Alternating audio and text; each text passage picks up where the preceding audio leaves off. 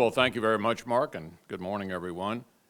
Let me start by saying what a pleasure it is to serve with our new senator from Kentucky, Rand Paul.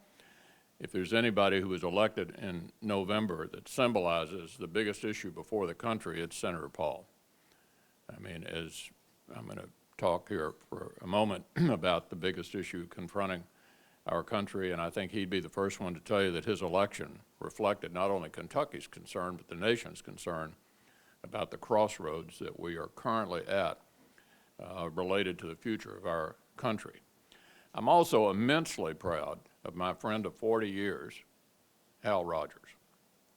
He's the chairman of one of the most important committees in the Congress. I think most people would agree the two most important committees in the House are Ways and Means and Appropriations, and Congressman Rogers is chairman of the Appropriations Committee at a critical moment in our country when we're trying to get a handle on our deficit and our debt and have the same kind of country that we inherited from our parents for our children and grandchildren.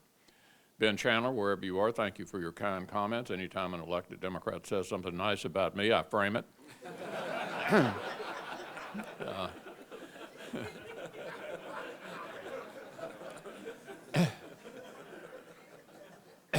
And Brett Guthrie, talk about moving a long way quickly. When he got here, they draw the offices in the House out of a hat. If you're all in the freshman class, they draw out of a hat.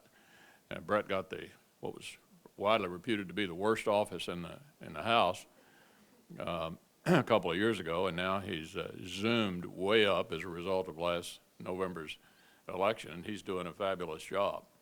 One of the biggest threats we have to our country is the regulatory side. Rand Paul's talked a lot about it.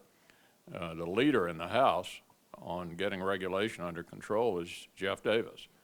So we've got a lot of people in this delegation who are stepping up to the plate and trying to deal with the biggest issue confronting the country, and it is this.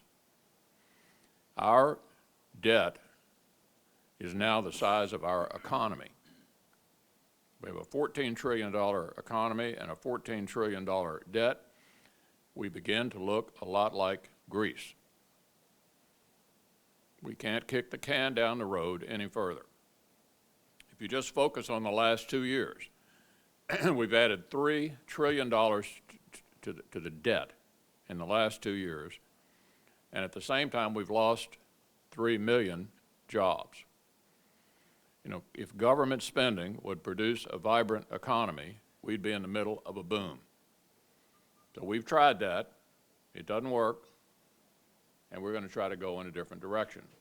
Most members of our delegation feel that if you're in a hole, the best thing to do as a good starting place is to quit digging. And so we are going to tackle this immense problem because we don't have a choice. Because we are going to crater this country if we don't come to grips with this problem. Now, I do have a couple of pieces of good news. One that I was an active participant in was that we did get a 2-year extension of the current tax rates. As you may know, they were scheduled to go up January the 1st.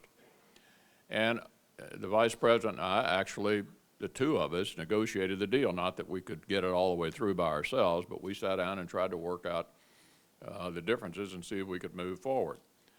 As a part of that extension of current tax rates, we got a very good estate tax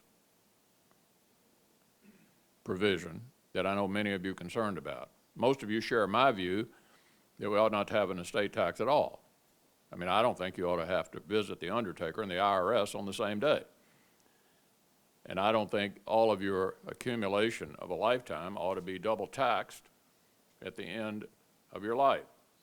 But we don't have the votes to completely eliminate the estate tax. So the question is, what could we do to make it more possible, in particular for people who have small businesses and family farms, which is a lot of you, to get it down to the next generation?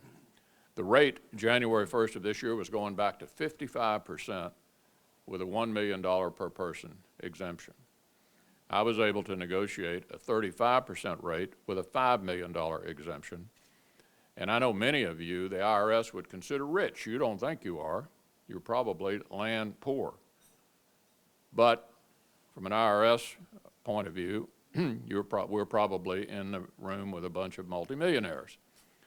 And that becomes a huge problem if you pass away and want to try to get your farm down to the next generation. I would recommend all of you discuss the matter with your lawyer, because even if you're not planning on passing away in the next 2 years, this is a 2-year extension, part of that bill could benefit you now. Could benefit you now, because I believe it allows the exemption to be used while you're still alive.